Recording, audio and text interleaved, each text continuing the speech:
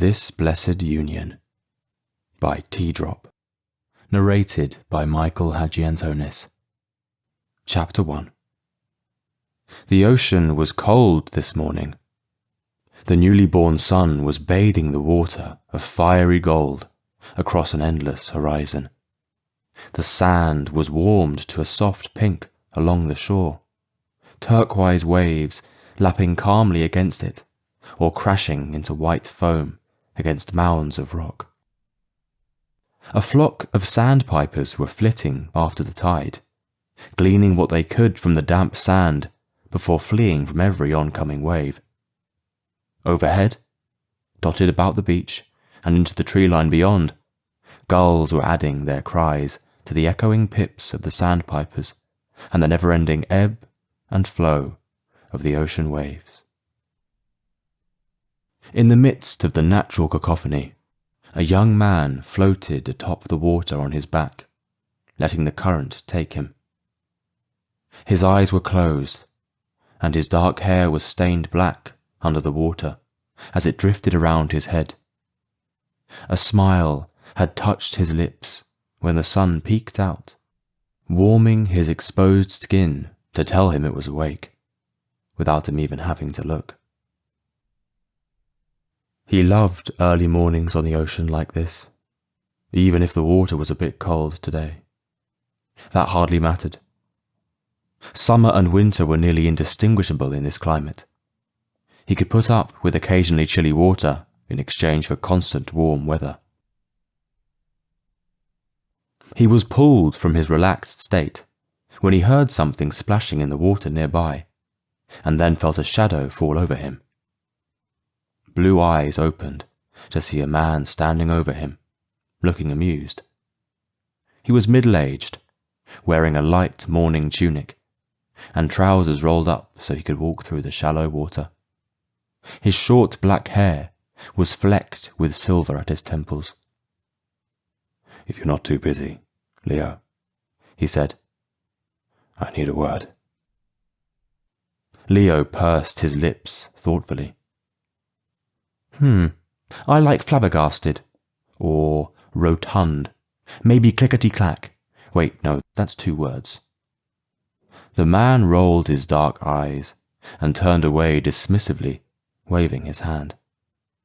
"Stop acting like your papa, and please just come out of the water.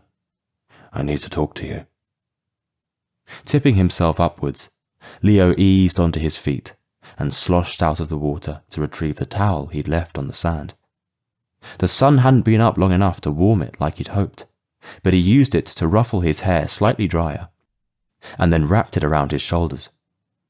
His feet slipped through the sand easily for a minute before meeting the flat stone of a deck. Beyond it, a beautiful villa home rose up against the lush greenery of forest, nestled in between the shore and the trees. Leo went to one of the wooden chairs on the deck, across a small table from where the other man sat, and dropped down into it with a very wet sound. For a short time they sat there together, listening to the rhythmic ebb and flow of the ocean waves. It was a beautiful location, the most idyllic of settings that only the wealthy could claim as their permanent home.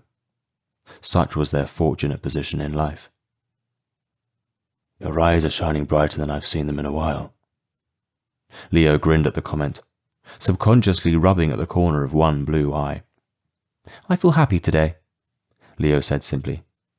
"But I'm a little worried about you being up and about this early.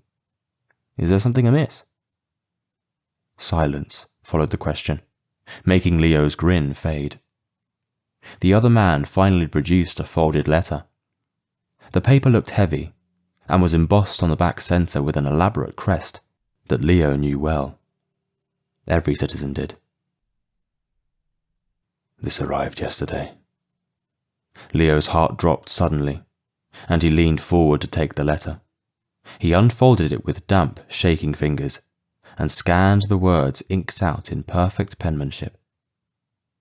"My dearest brother-in-law Isaac, I am writing to inform you that I shall be—" Leo trailed off as he read, afraid his voice would falter. The letter was short, polite, and to the point. At the very end, a signature flourished in elegant script. Leo looked up in disbelief. "He's coming here today." Isaac nodded, looking slightly guilty. "I'm sorry, but I didn't want you to be fretting over it for longer than you had to." Anger flared up on Leo's face briefly, and he let out a sharp huff of air. "You could have told me regardless." He tossed the letter onto the table and leaned back in his chair. It took a few deep breaths and furious thoughts before reason crept in and cooled Leo down enough to ask, "How soon?" "Late afternoon at the earliest." Leo distracted himself from further upset by scrubbing harshly at his face and hair with his towel. "And when Shay is away, of all times," he almost hissed, frustrated. Isaac produced a glass spray bottle and slid it towards him. Leo eyed it for a second, before accepting the small peace offering and spritzing generously around his head. With a small puffing sound, all water in his hair evaporated, leaving it completely dry. It bounced up into thick curls around his face. He slid the potion bottle back. "Do you have any idea what his intentions might be?" Leo finally asked, more calmly. Isaac shook his head. "I would rather not guess. The possibilities would likely give me a sour stomach." Neither of them spoke for a long while, the pause holding a mutual weight of dismay. Leo spoke first, very quietly. "He's coming to collect." Isaac's expression shifted into pained defiance. "I desperately hope not," he stated firmly. "And if he is, I'll fight him on it, legally and publicly if I must." A terrified chill ran down Leo's back at that prospect. He feared what Isaac's hot temper and protective mindset could potentially bring down on him. All the more reason to wish Shay was home. As Isaac's better half and a businessman, he was a good mediator in situations like this. He had been their saving grace the last time. Without him, there was no telling how this would play out.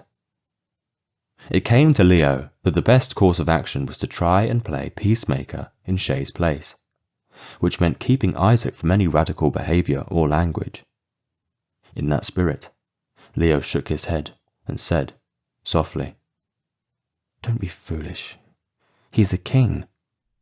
The flint in Isaac's expression was unmistakable, and he squared his jaw. "That is no deterrent to me." Leo swallowed, those words only further concerning him. However, he knew it was pointless to stand here and try to convince Isaac to bend. Instead, he employed a tactic that Shay had demonstrated many times, exiting on the final word. He stood and walked past Isaac toward the villa, saying, "It should be." The few household servants they kept did an excellent job preparing the villa for a royal welcome. Fresh flowers were put out, the beds were dressed in fine linens, and several orders of high-quality meat were delivered for meals. Isaac had been kind enough to not require Leo's presence when the king arrived. He was free to hide in his room under the guise of attending to his studies until dinner. That was not entirely a farce. Leo may not have been of schooling age any longer, at 22, but there was a particularly troublesome piece of music he'd been trying to master on his violin for weeks now. Aside from swimming or beachcombing, the violin was his favourite pastime. He'd been playing since he was a child, and had found early on that nothing brought him more joy than creating music. Today was an exception.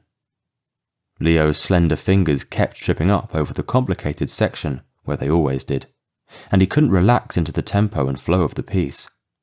He was too tense. His stomach was doing strange and uncomfortable things in anticipation of the king's arrival, and he was fully grateful now that Isaac had kept it a secret until the last minute. He couldn't imagine what an entire day and night of such nerves would have been like. Memories of the king's last visit still replayed in his dreams on uneasy nights. That had been 6 years ago. Leo wasn't sure he was ready for this. After an hour or so of failure, Leo gave up on the new piece of music and went back to a handful of his favourite standbys. They were simple folk tunes, nothing exceptionally complex, but he enjoyed them wholeheartedly. The notes had been written into his fingers like the letters of the alphabet, from years of repetition, and they skipped out merrily from his fingers and bow. As he played, Leo paced barefoot along the balcony that wrapped around the entire ocean side of the villa. His curly hair brushed away from his face by gentle gusts of salty wind. He regularly spent hours walking this same cool stone and playing his violin. His first memory of doing so had been from around age 7, after a session where his tutor had told him it was a sign of mastery to be able to walk about and play with ease. He'd been too small to see over the stone railing at the time.